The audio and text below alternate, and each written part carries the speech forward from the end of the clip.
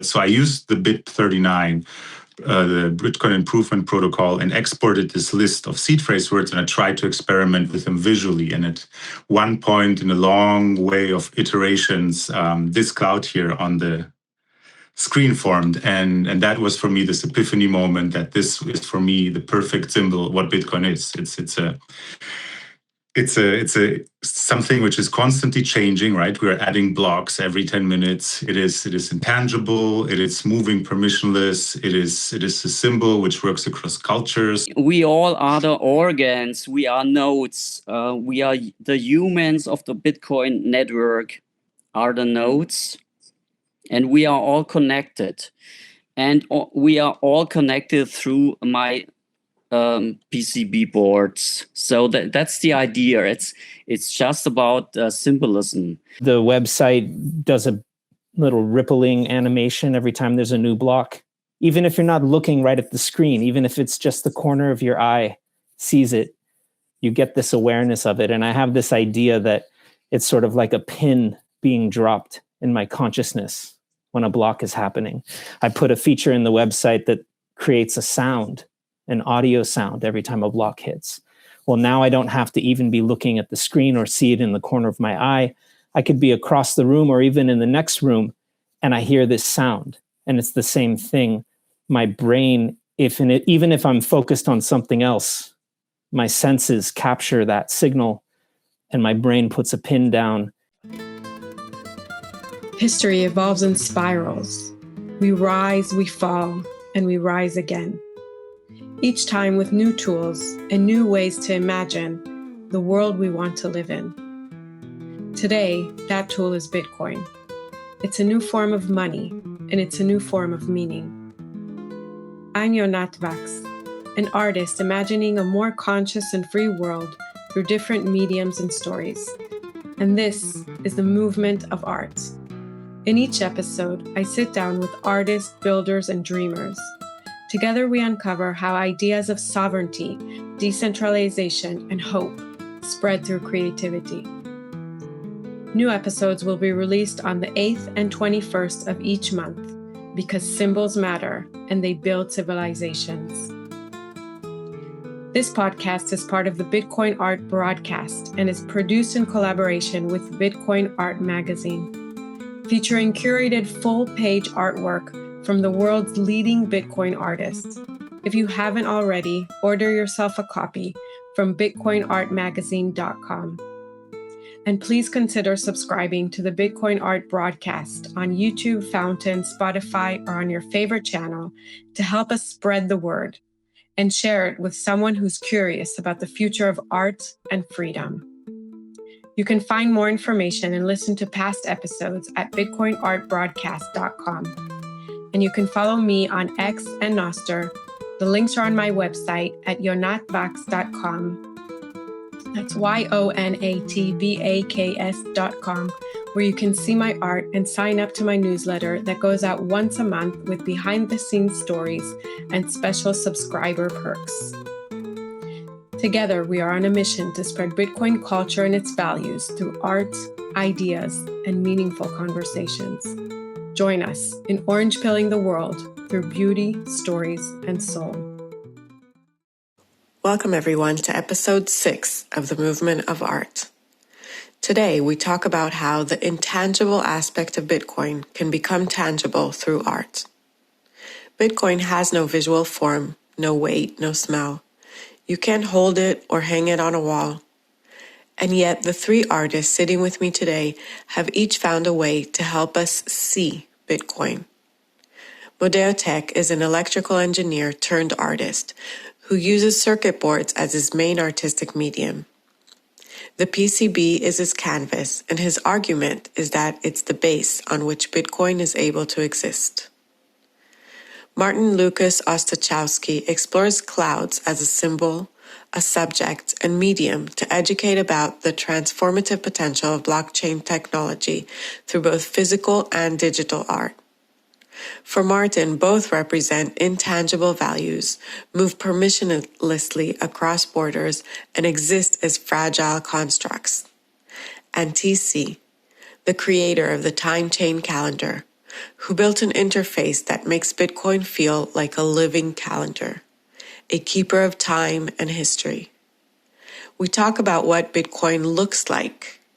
They each share their artistic process, their thoughts on Bitcoin, and how data itself is art. Let's begin. So, the three of you have found different ways to make Bitcoin visual. So to take something that's untangible and sometimes hard to understand and make it almost tangible, so make it visual. So before we start, before each of you introduce yourselves, what's one thing about Bitcoin that was important for you to make visual, and how did you do it? Like with an example of an artwork or something that you made. Martin, start with you. So back in 2018, I started exploring Bitcoin intensely, and I was trying to play with elements, technical elements of it. And one of these elements, which was kind of new to me, was like the wallet idea and the seed phrase words which form the wallet. So I used the BIP39, the Bitcoin Improvement Protocol, and exported this list of seed phrase words, and I tried to experiment with them visually. And at one point in a long way of iterations, this cloud here on the screen formed, and that was for me this epiphany moment that this is for me the perfect symbol of what Bitcoin is.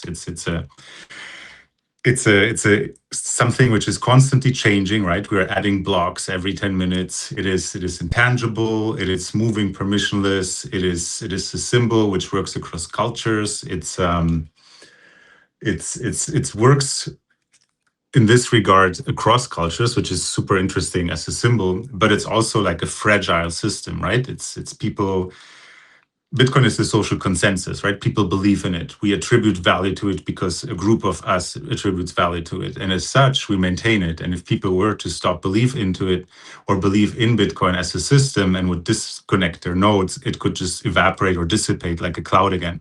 So it captured this fragility of the network itself. And I think that as a symbol was such a big moment for my, I guess, art trajectory that since basically 2018, I just make cloud art, which uses Bitcoin as the subject, medium, and the metaphor of Bitcoin. Okay, interesting. I thought it was like a premeditated idea to use clouds, but I No, love it that it wasn't. was like an epiphany moment. It was an epiphany, and then you start thinking about it. Like my whole life was like a red thread around aviation and traveling. Right, I was in my first plane at the age of 4. I moved over 34 times in my life. The sky became my constant. Right, I was drawn always to things around aviation, travel, and it became to the point that I found myself more rooted to the sky than necessarily geographically. And then having that personal side to it and seeing that, the topic which you're super interested in being visually connected to your art practice, it was just profound. Okay, interesting. Wow. Okay. Modeotec. Yeah. One thing. So for me as an artist, so I began in 2019. My first contact to Bitcoin was Bitcoin mining. So I'm an electrical engineer, and I started installing Bitcoin machines like from Bitmain, these end miners. I connected them to the internet, and I didn't know anything about Bitcoin, about this protocol. I just started with with stacking sats. So I didn't know anything about sats. What's that? But I had a wallet, and then I came into this Bitcoin hardware space. So I'm the guy with the hardware. I repaired hashboards and power supplies from Bitcoin mining machines. And yeah, I'm an electrical engineer, and I always love to work with circuit boards. So all of you maybe know a circuit board is the main piece of every computer and every Bitcoin node and every mechanical or electrical things we use in Bitcoin. So, and that was very fascinating. I was fascinated with this, with these machines, and and I started to explore these basics, these circuit boards. So for me, a circuit board is the base of the Bitcoin protocol. It's the base of every computer. And Satoshi coded the Bitcoin protocol with a computer, with a smartphone or whatever. And in every single machine, there is this hardware. And Bitcoin is a software protocol, but it always needs hardware. And then I decided to, I created my own space, my own art space with this Modeotec. And I want to show that technology can be beautiful. So every computer and every Bitcoin node and mining hardware, it's a closed black box, and there is nothing to see. You just have some buttons where you can push on, but you cannot see the technology as itself. So that is my work. I put out, I catch the circuit board, and I place these Bitcoin related art on it. And I use the typical Bitcoin symbolism, like the Bitcoin B, or the seed phrases, like Martin was telling, this fascinating BIP39. And I made a piece that is called mnemonic geometry. And we have one person here in the podcast. That's TC. He's the owner of the first artwork. So this mnemonic geometry. So I'm very happy he got one from me, from Modeotec.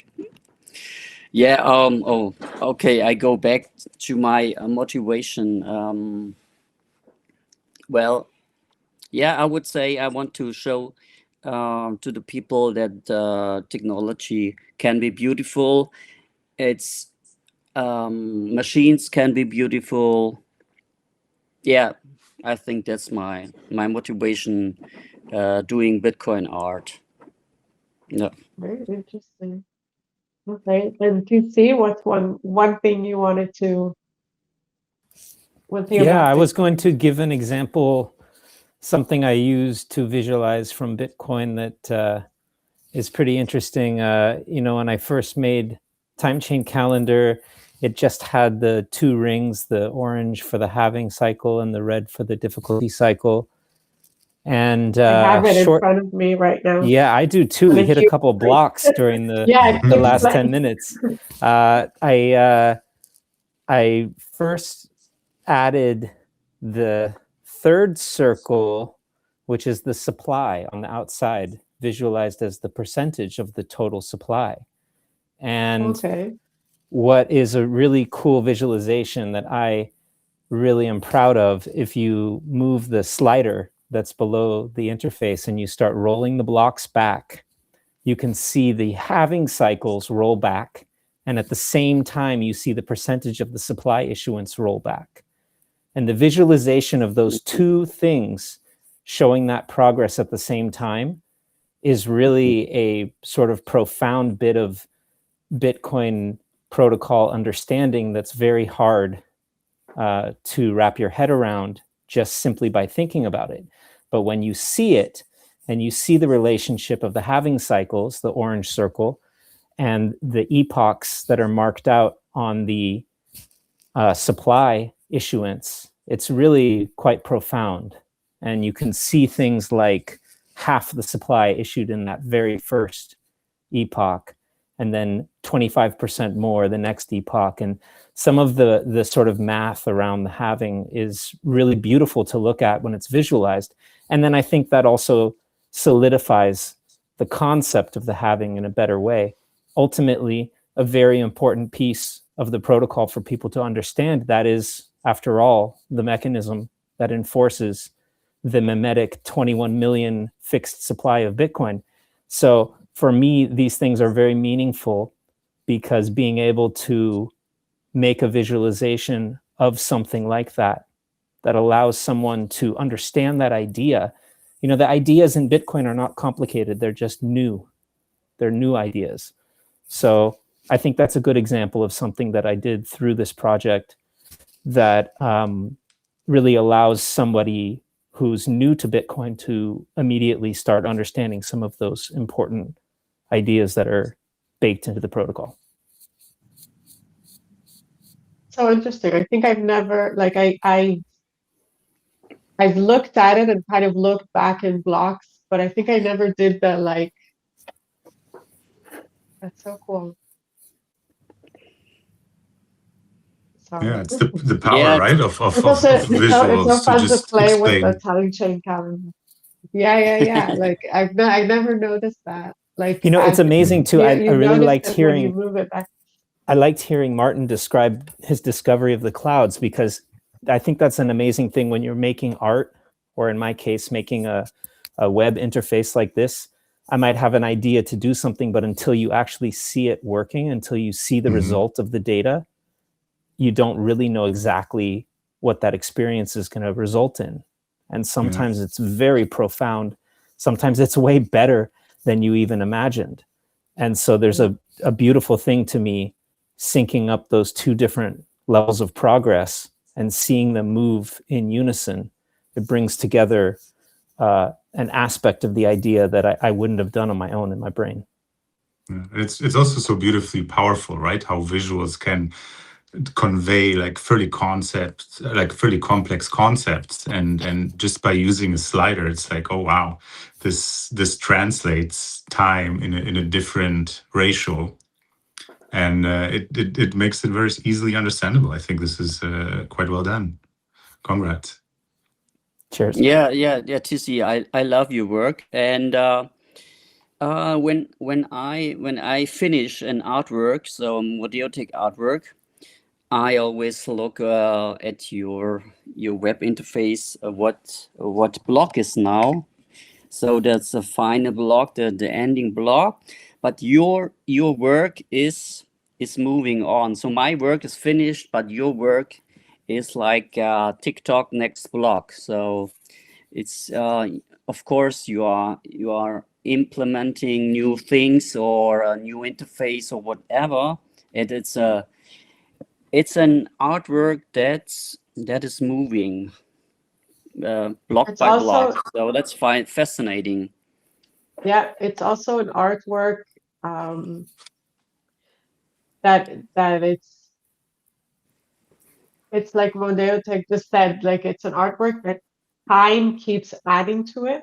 A lot of artworks, when they're done, you know, you take time to make it, and when they're done, it's like time sometimes is something that in a way destroys it, or you have to preserve it, or you have to, you know, like oil paint, there's oil painting that time, you know, works against them in a way, because you have to, you know, preserve the material. And this, you know, the Timechain Calendar is like time just adds to it all the time. Yeah, So there's something dynamic there that's really wonderful. Yeah. I almost think of like a statue, a beautiful statue. Maybe it's outside, and depending on the weather or where the sun is or where you're standing, you're going to see something different, and it can kind of be experienced, you know, at any point in time. And there's a dynamic nature to what that experience will be, depending on who's seeing it and when. So I love that. I mean, I love that about, I know, Martin, you've done some really cool stuff with dynamic data, and that's sort of the joy in it, is like you put something through a formula and you get these delightful, unexpected outcomes. It's wonderful. Yeah, and I'm sure you're also intrigued by that, looking at the calendar. But it's fun to work with meaningful data, right? It's like fun to because as yourself, like I'm fairly analytical when I do the art, right? It's like a lot of like math and structure and calculations, but yet the data adds some sort of like unexpected randomness, but still based on meaning, right? And I think that is something which is super fascinating, that you are, even if you work like in fairly strict, rigid systems with geometry or with math, there's this element of surprise and chaos, which you can anticipate but really not control. And I think that is something super fascinating working in generative systems, is that to some extent you're co-creating. Can you tell us your process, Martin? Like, how do you start an artwork? Like, what? Like really, I'm very extremely process oriented, right? Like when people ask me like, what is your like inspiration or whatever, for me, it's process. It's I have a fascination to very tedious, long processes. This is it can be self-destructive, but it's fun. But it allows me to just to think while I'm doing that. And it takes sometimes, I work sometimes over months, years on pieces, but often there's like repetitive steps involved. And while I'm doing these steps, I'm thinking about, okay, where does it go next? What's the next iteration? How can I make this better, more complex? So basically by the time I'm done with the piece, I'm already like, I have the 4 or 5 next pieces already lined up, where I want to try, what I want to explore. It all revolves around some sort of umbrella of an idea or a concept. I'm working really since, I guess, 19 on an idea of creating a visual introduction to Bitcoin through clouds, right? I had a solo exhibition in 2019 here in Canada, and it was cloud themed, and it was an introduction. It was called Tropopause Contemplation, the idea of thinking in the clouds, because I was traveling a lot, and while flying, you reflect. And there I wanted to bring basically this idea of Bitcoin to the general public. And one of the most fascinating aspects was that using this cloud imagery, I am able to lure in people who would not be interested in the subject at all.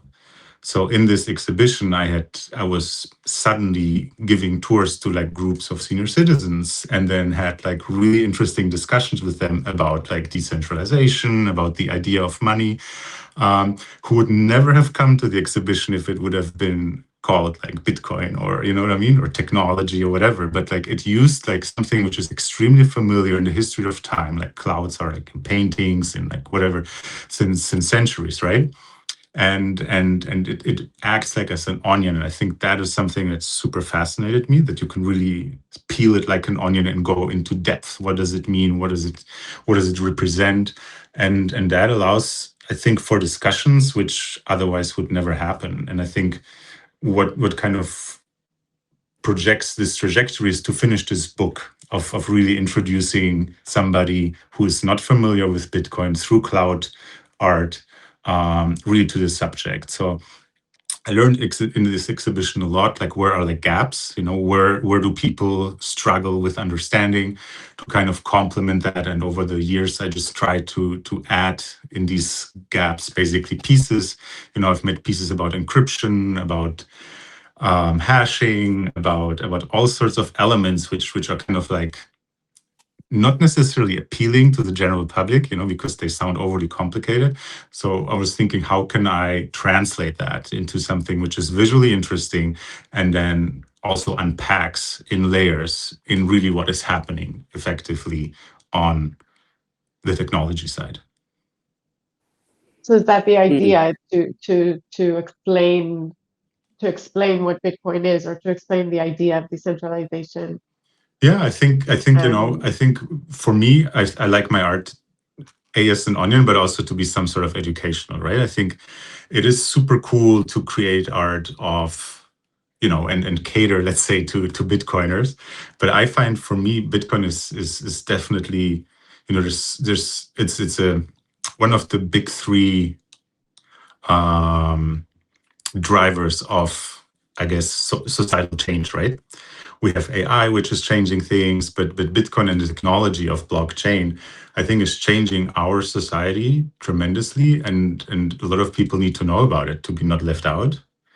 And it will be, I believe, something so naturally used as the internet, because it will be just adopted in a lot of technologies. People don't think about it, but it would be important that they understand the concept. And I think using my art to kind of get people interested into it and not reject it, because the history of Bitcoin is obviously, it has its controversies, right? It has this mysteriums with this anonymous founder, but it made it very easy for it to be rejected, right? With all the Silk Road, with all this hacks of exchanges, whatever.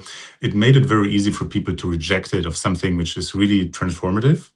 And I think I like to work on artworks which are kind of demystifying it a little bit to the general public, to engage in some sort of dialogue instead of convincing them, rather like interesting them into it, luring them really. Yeah, and I think it's interesting, the use of clouds, because I can say that for me intuitively, clouds are something that, if I think of Bitcoin, I think of something that's immutable, that has rules, and clouds is something that intuitively to me is different. And I love your connection, that you actually see the connection to it, and you see the other parts. I think it has like it's like a different entrance. It's like a beautiful entrance as well. And the fact that clouds are up in the sky, and that they're, that we see what we want in them as well, right? It's like this thing that you look and you see different things in the sky. And I think Bitcoin is also this thing that we each see what we want in it. 100%, yeah. 100%. And so Modeotec, tell us about your process, and especially so, you use the PCB as like your canvas. So what do you see in it that maybe other artists that don't come from like an engineering background don't see? Like, I can say that when I look at a PCB board, I don't, I see metal and green and colors, but I don't understand it. I don't see, like, what do you see in it that makes it a beautiful canvas to you? Okay, that's a good question. Well, the material, a circuit board. Well, normally it's what is it? Well, it started in the 50s or in the 60s with computers. There were calculators. They were calculating things, or it's a concept where, for me, it's where electricity is flowing. Information is flowing through this material, through the lines, the traces. These are circuits. So a circuit means you have maybe a battery, and you have some cables. You are connecting a CPU and a memory, so you have a computer system, and then you need to combine these parts, and you use this. It's normally a board, and then you connect them with metal. So you have copper on these boards, and you have gold, and sometimes you have silver or other materials. And you solder the parts together. You know what a solder is, so you connect things together. And if you look at the Bitcoin protocol, it's running on computer systems. And for me, maybe it's working with binary, with 0 and 1. So this is just all of information of the Bitcoin protocol or whatever in computer industry. 0 and number 1. Yeah, that's two states. Yeah, and it's running through the system, and it's running through my PCB boards. So it's like electricity. It's power. It's like the wings of a body. So the Bitcoin network is like a human body or whatever, a body with wings and with Martin organe. Organs. Or organs. That's easy. So and we all are the organs. We are nodes. We are the humans of the Bitcoin network. Are the nodes, and we are all connected, and we are all connected through my PCB boards. So that's the idea. It's just about symbolism. So Okay. and if you look at my boards, you have different colors, but my color palette is limited. And I don't use a normal printer. It's not a printer you have in your office or something else. It's the same technology as maybe the iPhone is built, or your MacBook or your Windows PC is built. So it's the same material. It's fiberglass. It's gold, and it's white silk. So and that's important for me. I don't just want to print anything on paper or on other materials, because that's that's my favorite material, and I want to have it genuine. So that's computer hardware. And my process. Well, my color palette is limited, and I need to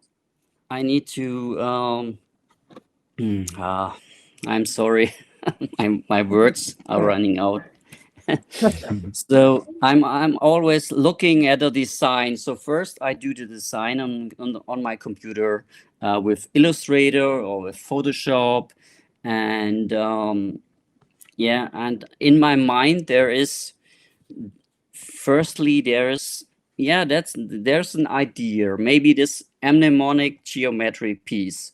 I want to do something with BIP 39. I love these 2048 words. I really love them. I have a lot of printed sheets on my paper and in my office and everywhere. So, and what can I do with it? So I want to combine it with a PCB. So do I do it in gold or in white or in the background or in this yellowish fiberglass color? And then I combine these words with geometry. So I'm a person, I love geometry. I love lines. I love 30 degrees angles and 45 degrees, and and then I find a way. It's just 10 seconds or 15 seconds when my idea is coming to life. So I combine the spiral, and I put the BIP words with 39 on a spiral, and then I have my PCB and all the words and with the backlight, and that was my piece was invented. The idea was born in just about 20 seconds. But sometimes it's like with Martin, it's like months or weeks, months or years. So I have an idea. So okay, no, I'm not gonna do it now, and I'm gonna do it later. And then there is spring is coming, and then the winter is coming, and then I decide to do this yeah, the next artwork. Yeah. Oh, I'm lost. I'm lost now. No, So the process thank is you. not That's always the same. My wife says I'm very a chaotic person. So I don't have a timeline every day. I don't have any plans. So, and maybe that's my core is not to have a plan, and maybe that's why I'm doing art. So art doesn't need any plan for me. So Martin or TC, what do you think? Modi, you got to tell your wife you're deterministic.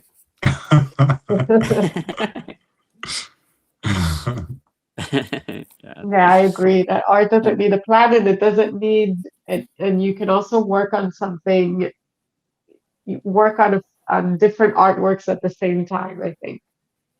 Some artworks need years and some artworks need days Yeah. and you can work on them. So PC, when you made the time chain calendar, like apart from its design, which is beautiful, and I think you every time you look at it, you can like find a different aspect. At least I do. Every time I look, I find like a different little design.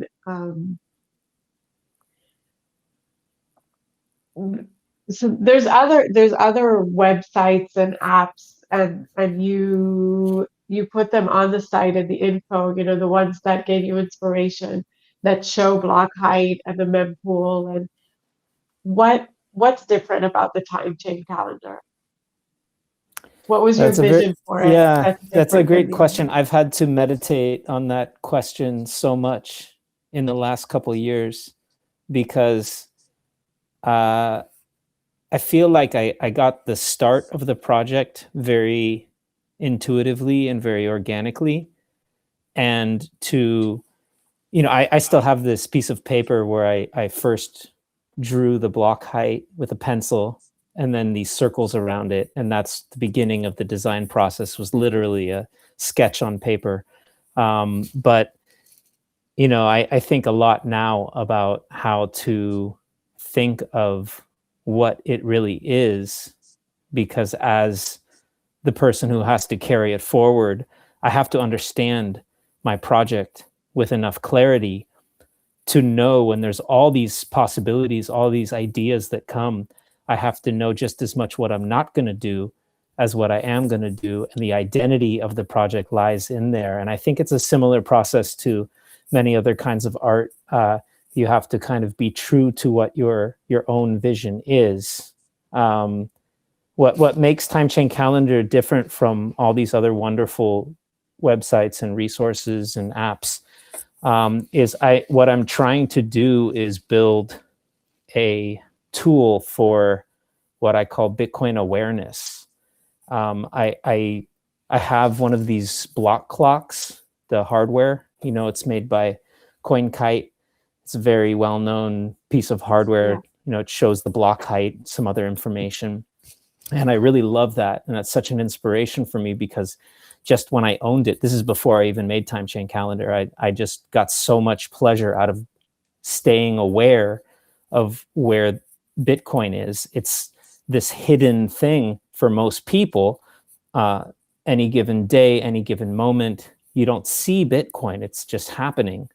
And so to surface that and be aware when a block is happening, that felt like an important thing to me. And when I first built the Timechain Calendar website, it sort of evolved that experience a bit, because on the web, with a WebSocket connection for the data, you get up to the moment. The moment a new block arrives, you experience it.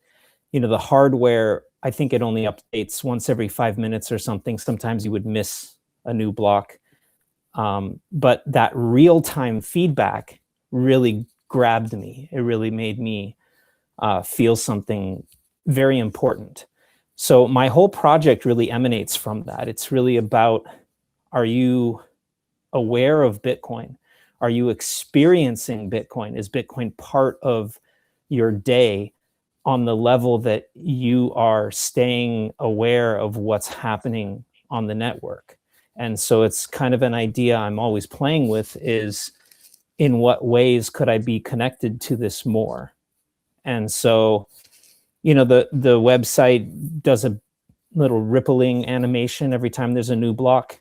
Even if you're not looking right at the screen, even if it's just the corner of your eye sees it, you get this awareness of it. And I have this idea that it's sort of like a pin being dropped in my consciousness when a block is happening. I put a feature in the website that creates a sound, an audio sound, every time a block hits. Well, now I don't have to even be looking at the screen or see it in the corner of my eye. I could be across the room or even in the next room, and I hear this sound. And it's the same thing. My brain, even if I'm focused on something else, my senses capture that signal and my brain puts a pin down. And this is happening, because I work on this, I have this up all the time. So it's every day, all year long, 3.5 years or so. And I feel like there's something happening. There's something really profound connecting my life experience with Bitcoin, what's actually happening in the protocol, what's actually happening on the network. And I think it's undeniable that it's part of my obsession with Bitcoin, is that I'm now living with this consciousness and this awareness of it as it's happening every day. So that concept right there really is what drives the project. And that's where I decide, when I think of maybe some new metric that I think is really cool, or some idea about how to display something that's new, I consider immediately, is this improving my Bitcoin awareness, or is it making it maybe more full of noise? I have to be very disciplined about what I add. I'm trying to fit everything onto one view so that you can just glance at it and you get everything. One of my resources on the website, one of my inspirations, is Clark Moody's dashboard. Beautiful website with so much incredible data, but you got to kind of spend some time looking through it and reading through all those rows of data to reach all the useful information. And, again, that's kind of part of my project's identity. I want what's important to be obvious and immediately apparent. And so those are some of the ideas that kind of give me boundaries and help me decide what's worth adding or pursuing or changing, and what maybe I just put on the back burner or just, move on from because it doesn't help that whole mission. Did you ever experience that you kind of shifted your time perception towards like block time? Are you like working on it and I say, I'm gonna finish in 3 blocks, or like did it kind of have an effect on your time perception? Absolutely. You want to know the craziest thing is, I can remember where on that orange circle the indicator was when I first launched the website, and it hasn't even gone around all the way yet. So in all the time, it's been more than 3 years I've been working on this project, I haven't seen the orange circle make it all the way around. And yes, I think that absolutely impacts my time preference, causes me to feel more at peace with these long time frames, but also sort of learning the rhythm, so to speak, of Bitcoin. One more thing I'll point out, it made me think of it right when we finished that opening segment about, something interesting that shows an aspect of Bitcoin. The circle just inside the red circle, it has all those little tiny squares going all the way around it. Yeah. It also made me think of Modio, with your wife calling you chaotic. We look at those little squares and the spacing of them. That is 24 hours of blocks, and those are placed according to their timestamp. Now, you tell me, when you look at that, do we have blocks every 10 minutes? It's profound when you visualize something like this and you realize how chaotic, random, deterministic this network actually is. So there's an incredible thing, Martin, is that you get a more sort of at peace with the low time preference and the long-term time frames, but you also become at peace with some of this randomness and uncertainty.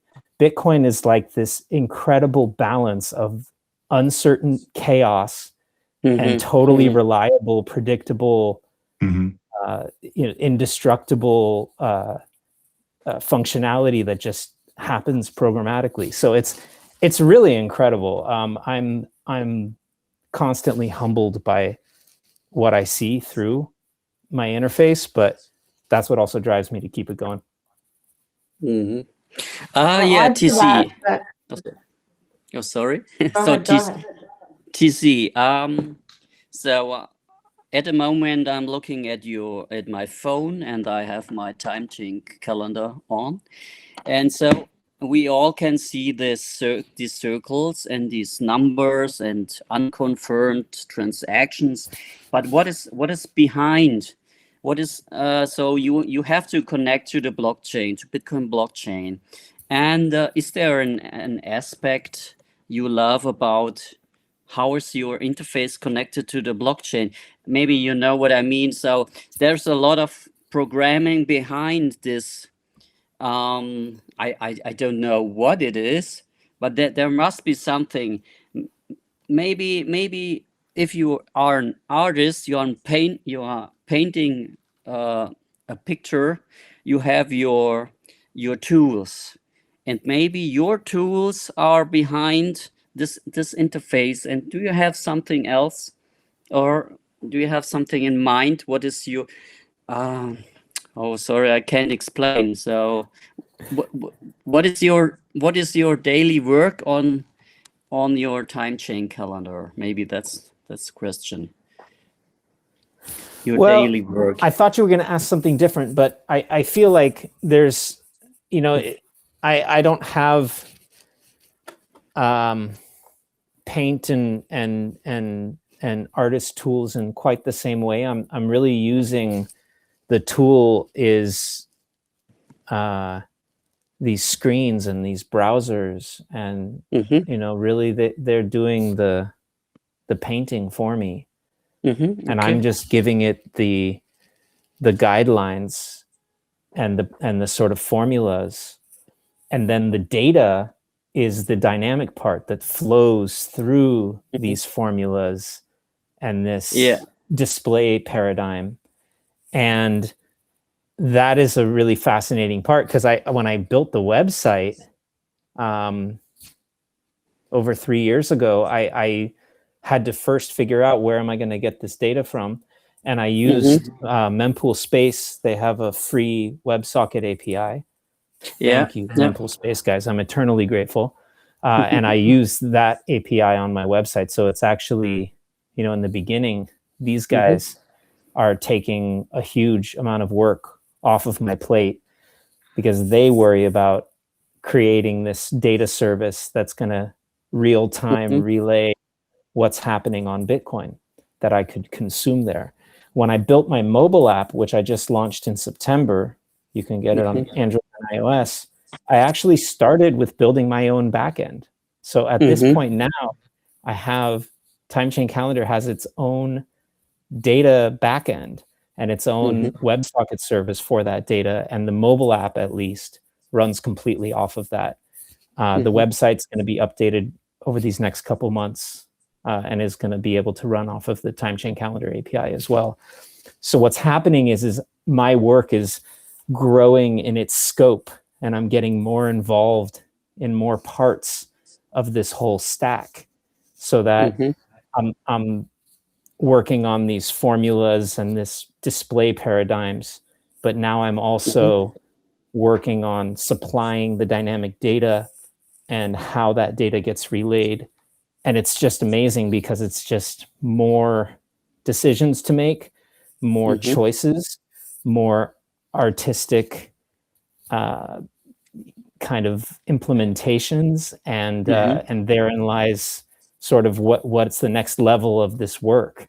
It seems to me like it's just going to continue to expand in its scope, and continue to grow, because there's more room for me to move into as the sort of person doing the creation and the choices. So I'm really excited about the future, even though what I've already done is so gratifying. I'm really looking forward to whole new sort of levels of it. Can add Great, that great. for me the Timechain calendar, the difference that it has to other ones is this aspect of time, is that it shows the aspect of time. First of all, that it's called a calendar, and I think the thing in Bitcoin is, with calendars, with the regular calendar that we use, we can look at things in the future. We can schedule something in the future. And with Bitcoin, you can't really schedule the future, but you can look at the past. And the time chain calendar is kind of like this history in a way. It's like a new form of showing history, is showing a calendar. I don't know if I'm explaining myself correctly, but it's like this. Even the fact that it's a circle, we're used to, like, a clock or time for us is usually something that we think of in a circle. So I don't know if that was something you thought of or not, but I think the fact that it's in a circle brings, like, our mind goes to the aspect of time as well, like connects it, but in a different way. I've got a little thing to say about that, which is calendars are essentially systems of nested time frames. And we look at the modern calendar we use, you have days inside of repeating weeks, you have weeks inside of repeating months, you have months inside of years. It's nested frames of time. And this is how humans think about time and breaking it down. The Timechain calendar interface really is a calendar. If you go from the inside rings to the outside, it's the 10 minutes we just got a new block, 10-minute expectation of the next block, the 24 hours distribution of blocks, the 2 weeks or so of the difficulty cycle, the 4 years or so of the halving cycle, and then the whole distribution of Bitcoin supply, 17 years so far. But that circle is going to take another 100 years to finish. It's nested timeframes. But the other beautiful thing, which we just experienced, everybody experiences these blocks at the same time. Right now, we're representing how many different time zones across the planet? We're distributed around the world right now. And we all experience a Bitcoin block at the same time. So while there is unpredictability and uncertainty about exactly when that block is going to happen, we can actually coordinate human activity using this system, because we all are going to receive that same block at the same time. So if we say block 950,000, we're going to meet and do X, we don't know maybe exactly what minute or second or hour or even what day that's going to be on, although we could pretty well predict. But when it does happen, we're all going to experience it simultaneously, no matter where on the globe we are. So I find it to be a absolutely profound, meaningful, useful coordination mechanism for humanity in the future. We plan a revolution and we're going to kick it off on this block. Everybody knows when it starts. Yeah, that's great. Yeah. This is like for all of you, and this is, it's interesting because in the last episode was with Fractal Encrypted Rebel Money, and they also find ways to visually show Bitcoin and make it tangible. And we also talked about the aspect of time, and we talked about so do you think Bitcoin, I've been thinking a lot about this, the inscription in the Genesis block, and Bitcoin inspires so much art and people write and culture, and there's so many things that have grown out of it. And I wonder if, like, the inscription on the Genesis block, the times, do you think that Satoshi, like, do you think it was intentional, a way to make people, like, it wasn't just a protocol, it was also like, there was also an intention of showing people that time can be different or the world can be different? Or do you think, these inspirations that we now have from Bitcoin is something that emerged later? Like, is it part of the design, or is it just It's you know, 100% two part of the important design? things. You can't put you put a newspaper headline and a date because that proves that it could not have happened any earlier than that. So it's a really powerful time stamping piece of information. But without a doubt, the contextual relevancy of that specific title. I mean, I wonder sometimes how long he waited to launch. He could have been ready to launch this thing and was waiting for, if you remember at that time, there was all kinds of waves of uncertainty in the financial system. So maybe he's sitting there and he knows some headline like this is going to come out related to that topic. And he waits for the right moment where, I mean, Chancellor on the brink of second bailout of banks. I mean, you couldn't ask for a more perfect string of text that sums up what this is about. So there's no way that's accidental. Yeah, there's no way that that's accidental and not super meaningful as to the purpose of Bitcoin. What do you think, Martin? You agree?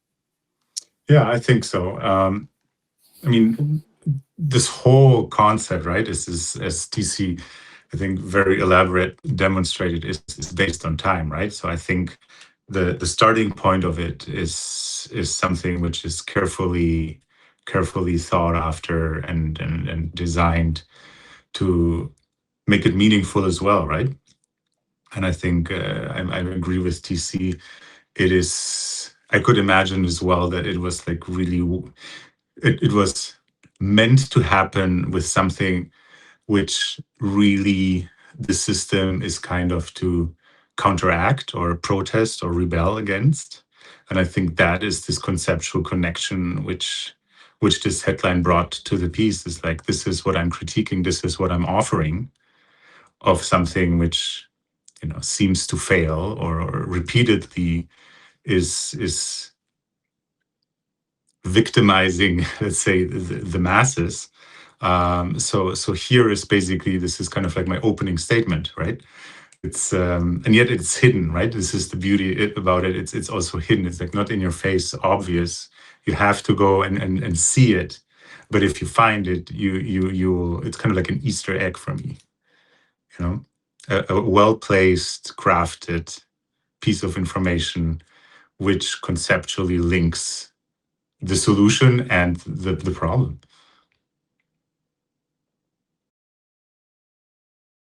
And it's led to, I think, this, a lot of inspiration to different kinds of art forms. And Absolutely. so you're doing a PhD now on crypto art. And do you think Bitcoin art is a movement? Do you think it's Yeah, I definitely think it's a movement. I think it's a movement which is probably not regarded as one, because there was a lot of noise which kind of tampered it down. But I think if I look at the early stages of it, I definitely see there's like a lot of activism. There's a lot of like shared value bases, which I find are very unique to the Bitcoin art space. I found that, there's obviously the crypto is a big area, but I never found that there was this dilution or it never got diluted, the value base in this Bitcoin art community, because it was something that's shared, right? It's like people gravitate toward it because they found, it's the system itself is is maybe part of the problem, right? And you have like institutional critique and other art movements as well. But I think, especially when it comes to Bitcoin art or crypto art as the broader term, I think there's a lot of intention, there's a lot of critique.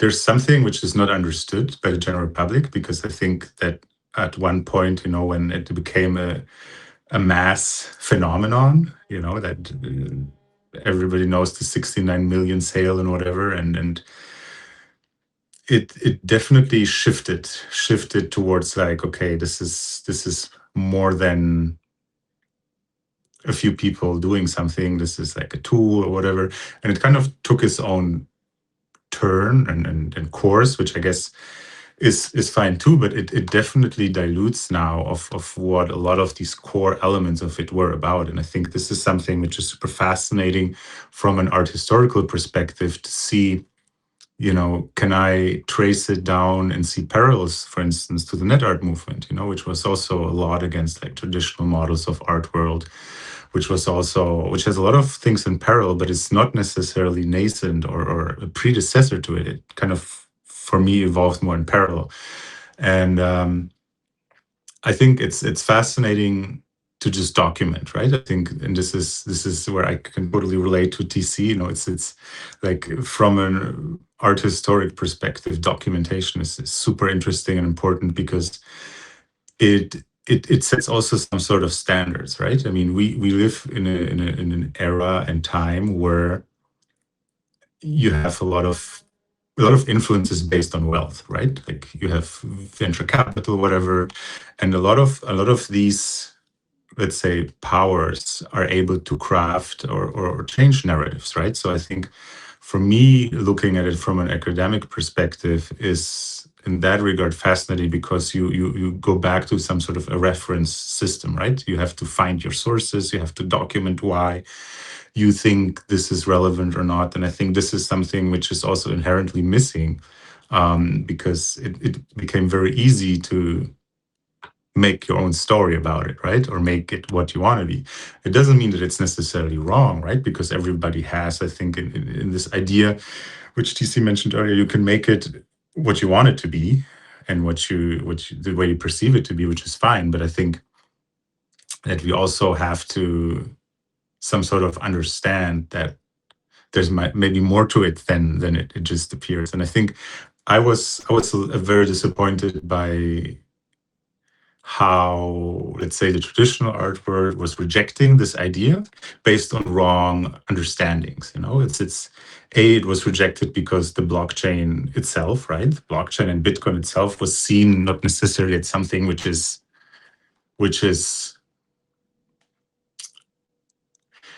providing the solution it does. It's like we see, let's say, in Western criticism, techno elitists, and it's kind of like a Western phenomenon. But really, the idea of Bitcoin as an alternative and a value storage, I mean, there's a reason why the adoption rate of cryptocurrencies or Bitcoin in particular, right, is like highest in developing countries, because it solves actually problems.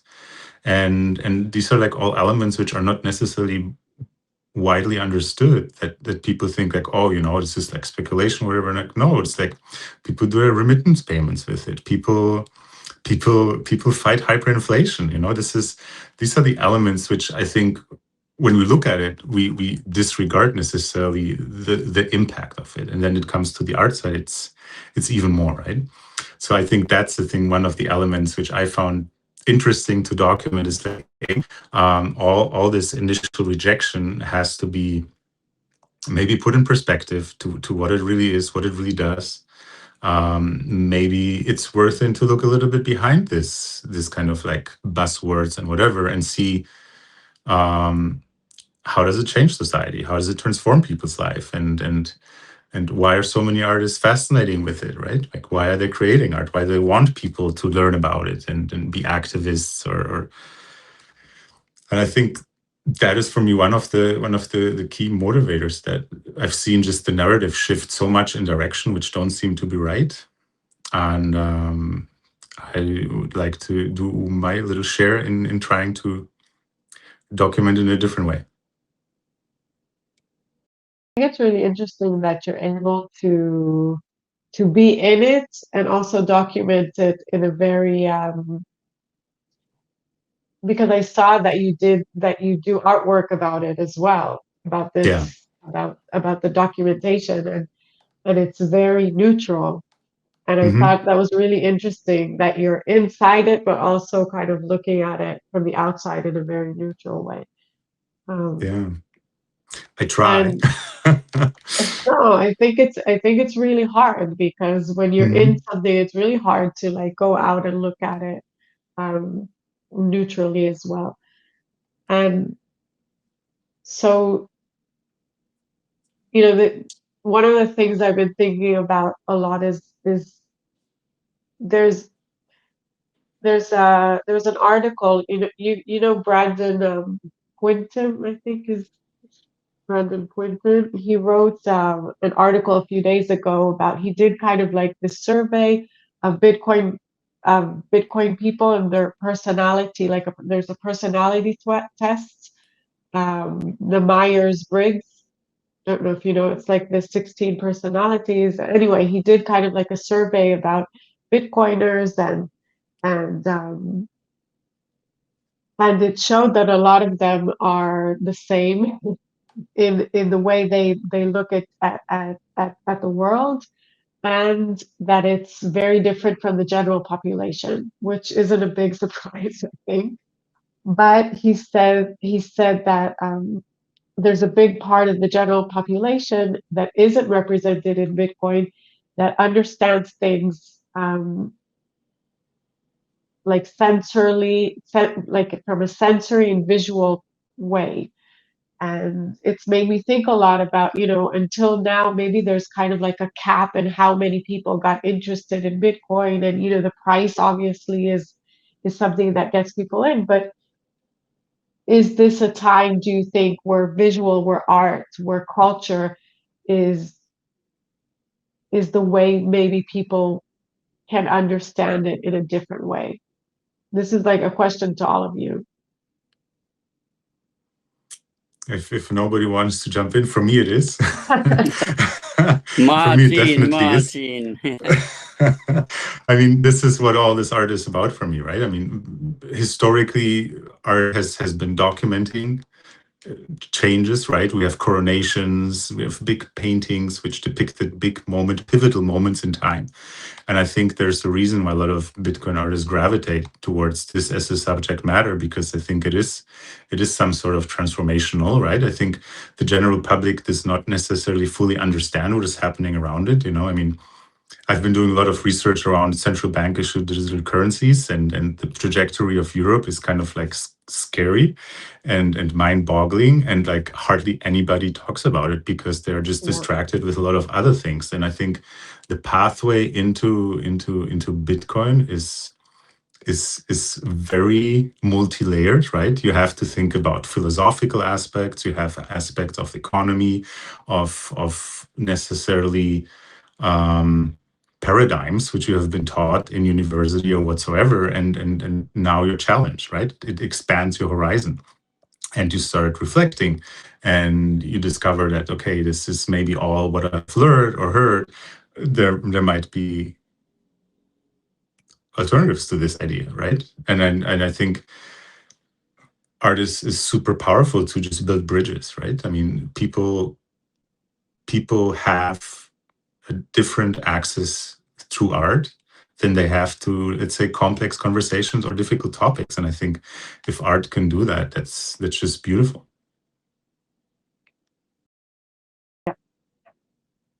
Yeah, I agree. I think it's just a different way. Yeah, I think that there's also many artists there's a lot more artists that are joining, and each one takes like a different aspect and talks about different things. Mhm. And it's like a way to explain the importance of it, because I agree. I think I personally know people that understand protocol to a level that I surely don't know how to read it or understand it, but they don't understand the importance of Bitcoin. they say like, okay, yeah, it works, but I have a credit card, so like, what's the point, right? And so I think it requires an understanding that's not just on a technical level, Mhm. maybe even more on a different level, on like a social level. It's hard because we're living now in a time where some of the important framework that is needed to even start understanding Bitcoin is sort of counterculture. We're living in a time where, at least where I know where I live, it's a lot of people think it's more important to just be accepted by the people around them than to point at the truth. And there's a lot of making excuses for problems that emerges there.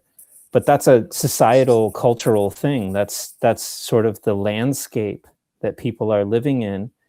And there's a real hesitance to question authority or to question the truth. If the talking heads that you're listening to, like, most people aren't questioning whether they're being told the truth or not. I mean, I think Bitcoin really shakes you up when you discover it, because it's one of these really difficult processes of realizing something you accepted and took for granted your whole life is not the truth, and maybe you need to move away from it. And that's a really tough thing. I think also, just on the level of what art can do, is, a lot of people hear about Bitcoin in a negative light, and there's a lot of noise that tries to distract people away from it. Art has the ability to cut through all that, and maybe people are less using their analytical brain when they're viewing some art. They maybe become a little bit disarmed in the presence of some art, and can allow them to see some of these ideas in a more neutral, disarmed state, instead of people discussing political topics or something like that. So art has the ability, I think, to cut through some of that, because you can share a really amazing idea or concept purely visually, and you can present someone with this idea, and maybe they don't even see it the first time, but the beauty pulls them in, and then they maybe get exposed to that idea in a way that they wouldn't have if you're just talking to them. Yeah. And for those who don't know, there's an art gallery on the Timechain Calendar where you can it's one of my many projects I've got to get to. I'll tell you my secret plans to split the gallery out into a separate website. Wow. So that's going to be coming, and the gallery is, what you see in Timechain Calendar is just the proof of concept. The vision I have for it's going to be a lot more immersive, and hopefully do more justice to the art that's being shown there. And Martin, I got to get you in the gallery. Yes, you're not going to hide out for much longer. I'm reworking my website, and I'm adding block times to pieces. So excellent. Yeah. I'm already in the gallery, and TCU was very nice. So I wrote a small message to TC, and he's, oh, come on, yeah, please send me your pictures. I do the rest. I do the rest of the work. I want you into my gallery. And I was like, I don't know if I was an artist at that time. So I just had a few artworks, and I said, okay, I'm a small Bitcoin artist. It would be nice to have my work in your Timechain calendar. And you said yes. And that was, TC, that was a start for me. That was a good start. So you accepted me in the gallery, and I was like, wow, okay, let's go on. Yeah, so thank you very much, TC. Amazing. Okay, so before I ask the last question, I have a closing question in all of the episodes. So just before that, if each of you can say kind of like what you're working on now and where people can find you, Modeotec has to with you. You have to work on a website. Yeah, I'm still working on my website. I really hate working on my website. I'm not good at sales and on marketing, but it's getting better. It's getting better. But you find me on Twitter and so on X and on Noster. And sometimes I share my my work on X.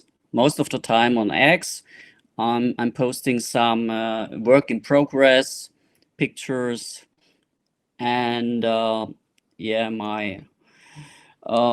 current project. Yeah, it's called Signal. It's a bigger PCB. It's like a main board, a motherboard, with the famous Satoshi quote, if you don't believe me or don't get it, I don't have time to convince you, sorry. So for me, it's my favorite quote, and there's a lot of meaning in this quote. And my current artwork is about this quote. Yeah.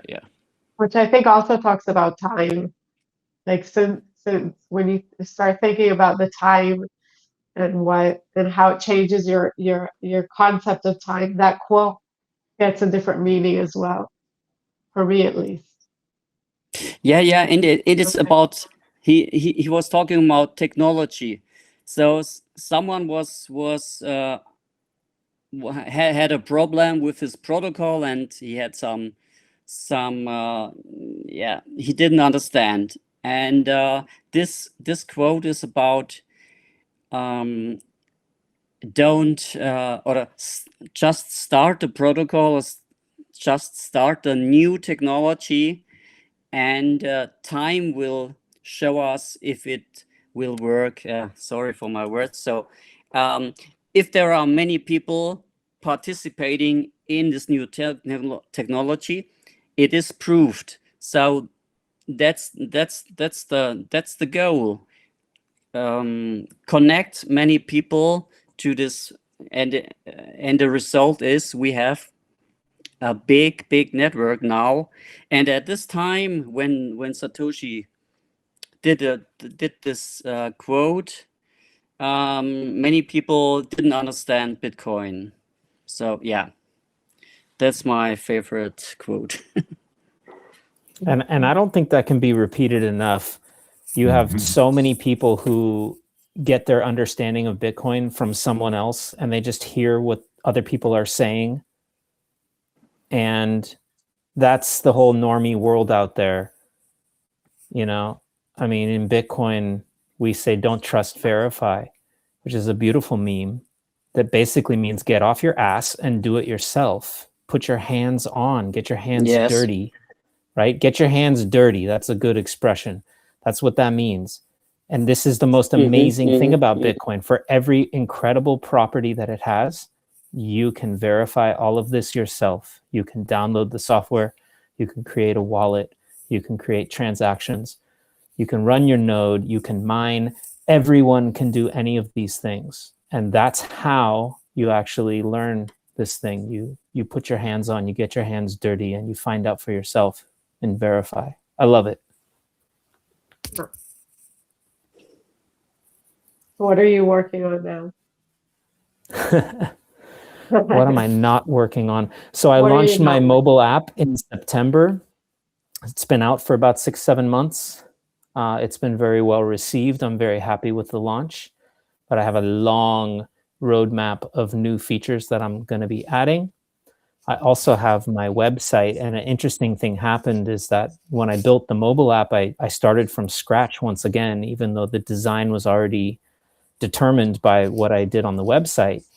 And of course, because I started over and rebuilt it from scratch, I made all kinds of little changes and adjustments and design improvements. Now I'm going through the process of redoing the website to bring the website up to par with some of the design improvements I made on the mobile app. So that's happening. Okay.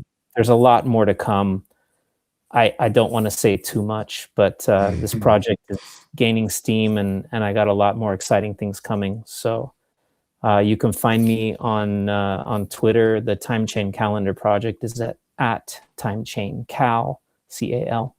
And I'm also on Nostr. You can just search TC and find me there on Nostr.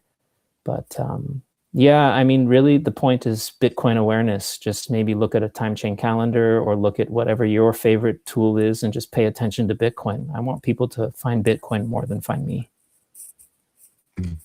Okay. Very beautifully said. Yeah, I've been in the past months in kind of like the CD central bank issue digital currency rabbit hole, really understanding legislation, policy making in Europe and in the US right now. I will be showing the first elements of these artworks which accumulate from that research at the Bitcoin conference in Vegas. It's an idea to hit near home, but yeah, envision the future and document it, and yeah, make it relatable.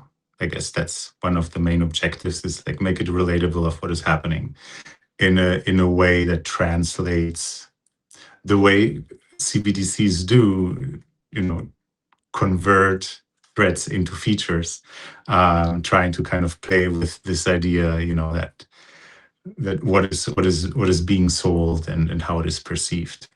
So this is one of the biggest projects I'm working on, among many other small ones, but this is kind of like this big theme coming out of working around the inflation idea last year. It really was a good segue into these currency aspects, which are kind of like triggered by Bitcoin, right? I mean, this is all a result of governments seeing the threat of payment alternatives and decentralization, right? I mean, this is unfortunately some of the side effects of creating something which is superior, that it found its ways and methods to be started to I wouldn't say prevented, but it definitely started to be contained.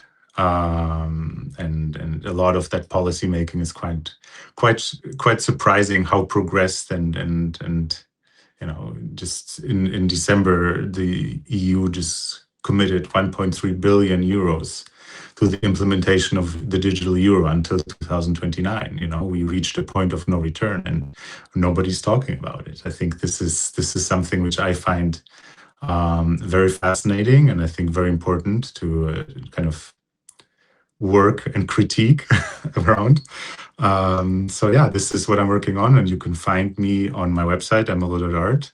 I do have a newsletter which is coming out about every 3-4 months, and yeah, Nostr, Instagram, mlo.art. If you look for that, you usually will find me. Okay. Your website is really, really. It's like a rabbit hole. I spent like a really long time on it. When I was like looking at your work, it's really, really well done. So if there's any artists that still need to make a website, yeah, I think yours is like a beautiful example for a really good artist website. Apart from going down the rabbit hole of your work, which is super, super interesting. Thank you so much. Okay, so the last question. Oh, look, Modeotec is moving. Okay, so the last question is a question I ask always. So it's 2140, and the last Bitcoin has been mined, and the world is moving so fast. So in 124 years, no, 114 years, anything could happen. Maybe there won't be any humans, maybe there'll be aliens, maybe it will be a utopia, dystopia, we don't know. But whoever is in the world then opens an archive and sees one of your artworks or the Timechain Calendar, what do you hope they understand about today, about the world we're living in today through your art?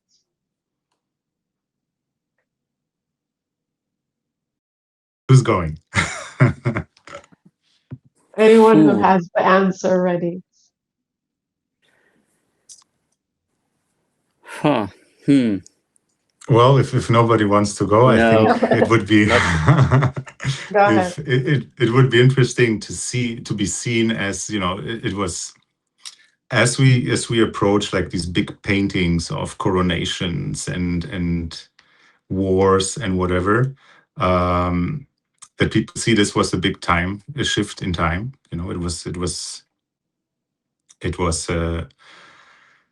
It was a time in which society changed.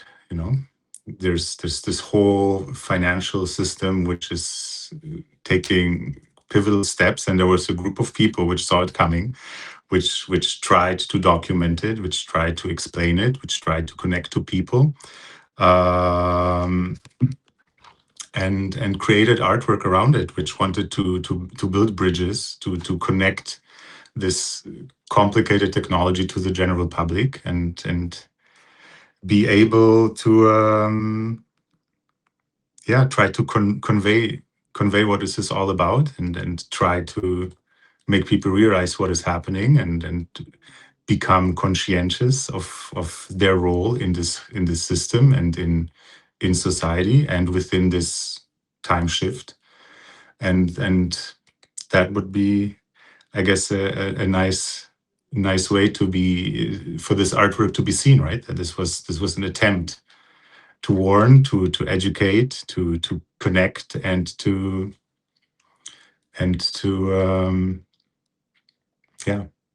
be including or promoting the inclusion of people into what is happening.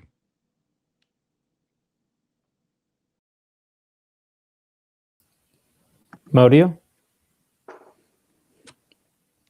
Can you repeat the question? I lost. Yeah, I'm lost. so I'm lost it's now. Okay. it's 2140 and the last Yeah. Bitcoin has been mined. And someone Okay. opens an archive and finds one of your artworks. What do you hope that it's like when we look at prehistoric art, we don't really know what they meant.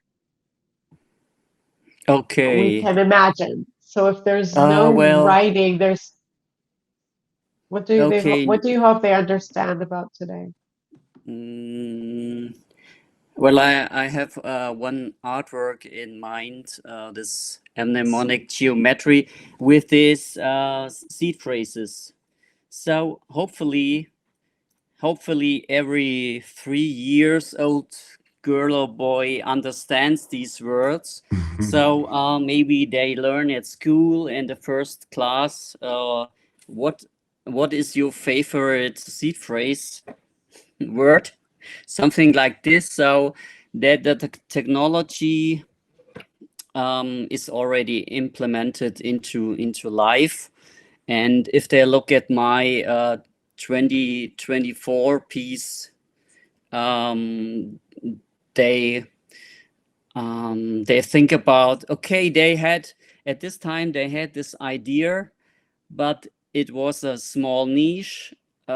Only a few people understood Bitcoin, and they recognize, okay, now we have this Bitcoin standard now, and at this time, these Bitcoiners at this time, they were dinosaurs like that. So we are pioneers at the moment, and also we artists are pioneers. I know, and Martin, as a professional, he knows how old the Bitcoin or crypto art space is. But in 2140, Yeah, I hope people look at our art as we do on Rubens or Leonardo da Vinci. That's my dream. So we are the Da Vinci's. Yeah, that's my idea. Okay. Steve? Yeah, it's the year 2140. Bitcoin is undeniably still tick-tocking, next blocking, and everybody has a understanding of to some degree about what it is, and it's a critical part of the entire world's monetary system. I think without a doubt, the early years, and let's be honest, and over 100 years from now, what we are experiencing today is the early years. I think the early years of the chain are going to be pored over and studied closely, dissected and analyzed. And so undoubtedly there's going to be a lot of appreciation and real sort of awe in the direction of people who understood this thing before everybody else. And I think the art stands to really hold up over time because the ideas in the art are so powerful.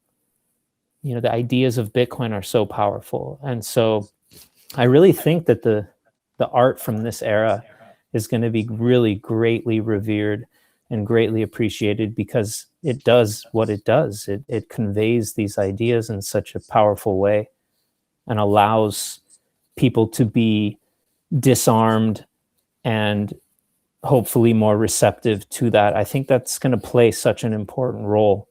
So I think, you know, for my own stuff, it's one of my goals is to help found some standards in how these things are displayed.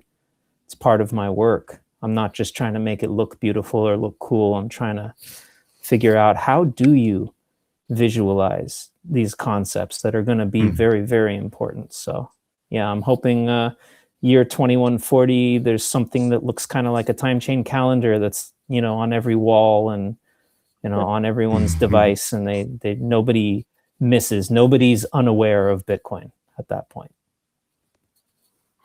I think it's powerful, these artworks of this time. It's a testament that Bitcoin has entered culture. You know, it's not just some people doing things in their basement. It reaches a level that it openly communicates a culture, right? It's the moment it reaches always art, I think, is always pivotal, right? Because it's leaving its niche, it's entering society on a different level. And I think I like the idea that we'll look back and laugh at, and you know, generations will look back at maybe like circuit boards or time chain calendars and think like, wow, this is how they, you know, this is kind of like the first stages of the internet of today. You know, like people didn't know what it is, but they tried to visualize it, they tried to play with it, and everybody's using it now. But this is how they thought it would be. I think it's exciting. Yeah, for sure. Okay. Well, thank you so much, the three of you, for your time and it was really interesting to hear your visions and the way you work. So thank you. And thank you, everyone who is listening. And we will see Thanks you so next much for time. making this, Jonas, and hosting us. Yeah.